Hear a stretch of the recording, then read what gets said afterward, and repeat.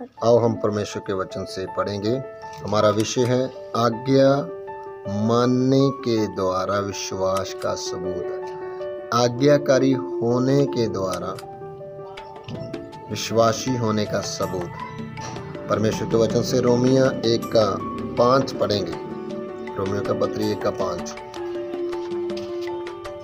ਜਿਹ ਦੇ ਰਾਹੀਂ ਅਸਾਂ ਕਿਰਪਾ ਅਤੇ ਰਸੂਲ ਦੀ ਪਦਵੀ ਪਾਈ ਉਹ ਦੇ ਨਾਮ ਦੀ ਖਾਤਰ सबना कौमा वचनेच्छा दी आज्ञाकारी हो जाए। हाँ, उसके द्वारा हमें अनुग्रह और प्रेरिताई मिली कि उसके नाम के कारण सब जातियों के लोग विश्वास करें करके उसकी माने।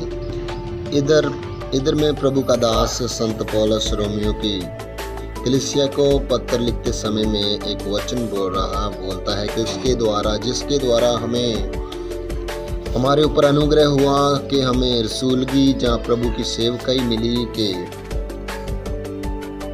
उसके नाम के कारण सब लोग उस पर विश्वास करें और आज्ञाकारी हो जाएं। सो मेरे प्रिय भाइयों बहनों, इन दिनों में हम जब विश्वासी हैं, क्या हम प्रभु की विश्वासी होने का सबूत क्या है?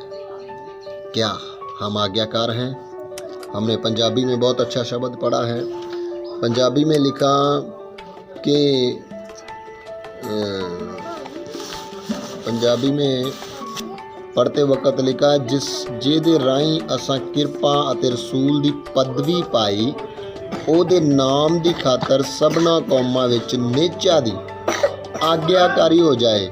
जिसके द्वारा हमने रसूल की पदवी पाई है उसी के द्वारा लोगों के बीच में नेचा की आज्ञाकारी हो जाए, यानी कि लोग नेचा भी करें और आज्ञाकार भी हो जाए। सो हम इन दिनों में जब विश्वासी हैं, बहुत से लोग अपने आप को विश्वासी कहते हैं, लेकिन विश्वासी होने का सबूत उसके जीवन में परमेश्वर के प्रति, परमेश्वर के वचन के प्रति और परमेश्वर के अभिषिक्त दास के प्रति अपने जीवन की आज्ञाकारिता है। अगर जीवन में आज्ञाकारिता नहीं है तो विश्वासी होने का सबूत नहीं है। मेरे प्यारो, हम विश्वासी तो हैं, विश्वास तो करते हैं, लेकिन प्रभु के वचन को एक और वचन को पढ़ेंगे 10:16-17। विश्वास तो हम करते हैं लेकिन आज्ञा नहीं मानते तो हम विश्वासी नहीं हैं। इधर में प्रभु के वचन में से लिखा है, परंतु सब ने उस सुसमाचार पर कान ना लगाया। यशाया कहता है, हे प्रभु, किसने हमारे सुसमाचार पर विश्वास किया है? अंत विश्वास सुनने से और सुनना मसीह के वचन से होता है। विश्वास हमने किया है, परमेश्वर का वचन सुना है और उसका सबूत विश्वास ही अकेला करना नहीं है। विश्वास के अनुसार जो वचन हमने सुना है, जिस पर हमने विश्वास किया है, उस वचन को अपने जीवन में लेकर उसके अनुसार चलना है। ये है परमेश्वर के वचन के अनुसार की वचन को जब हमने विश्वास किया तो उसके अनुसार चलना ही परमेश्वर की आज्ञा को मानना है। जैसे हम परमेश्वर के वचन में से देखते हैं कि परमेश्वर का दास अब्राहम परमेश्वर के पीछे चला। जब परमेश्वर ने उसको वचन दिया, आज्ञा दी, परमेश्वर ने उसको आवाज़ दी तो उसने उस आवाज़ के ऊपर विश्वास ही नहीं किया। अब्राहम ने परमेश्वर की आवाज़ को सुनकर उसके पीछे भी चला। मेरे प्रिय भाइयों बहनों, आज हमारी दिक्कत क्या है? हम विश्वासी लोगों की आज के नए नियम, आज के समय, वर्तमान समय के लोगों की समस्या क्या है? परमेश्वर के ऊपर विश्वास तो करते हैं कि परमेश्वर है, यीशु मसीह परमेश्वर है, उसके द्वारा उसके अलावा और कोई परमेश्वर नहीं है। ये अच्छी बात है, हम विश्वास करते हैं, लेकिन क्या हम उसके अनुसार चलते हैं जो परमेश्वर ने आज्ञाएं हमें दी है? वचन में लिखा है, विश्वास तो दुष्ट आत्माएं भी करती हैं, वह तो कांपती हैं, थरथराती है, परमेश्वर से थरथराती है। क्या हम थरथराते हैं? क्या हम कांपते हैं? मेरे प्यारों, अगर हम चलते नहीं तो हमारा विश्वास किस पर है? ये तो दुष्ट आत्माएं भी करती हैं। दुष्ट आत्माओं से, इसका मतलब हमारा विश्वास तो दुष्ट आत्माओं से भी कम है। दुष्ट आत्माओं का विश्वास हमसे ज्यादा है कि परमेश्वर है, लेकिन हम जो मनुष्य हैं, जिसके लिए प्रभु यीशु सलीब पर कुर्बान हो गया, जिसके लिए प्रभु यीशु मनुष्य बनकर आया, जिसके लिए प्रभु यीशु मसीह ने कोड़े खाए, जिसके लिए प्रभु यीशु मसीह ने कांटों का ताज पहन लिया, क्या वो विश्वासी जिसके लिए प्रभु यीशु तीसरे दिन मुर्दों में से जी उठा, जिस व्यक्ति के लिए प्रभु यीशु मसीह स्वर्गारोहण हो गया, क्या वह विश्वासी भी अकेला विश्वास ही करेगा? क्या उसकी मानेगा नहीं? जिसके लिए उसने वायदा किया कि मैं आऊँगा, तुम्हें लेकर जाऊंगा, वो फिर से आने वाला है। एक मनुष्य के लिए, एक पापी व्यक्ति के लिए उद्धार करने के लिए पहले उसने सलीब पर जान दी।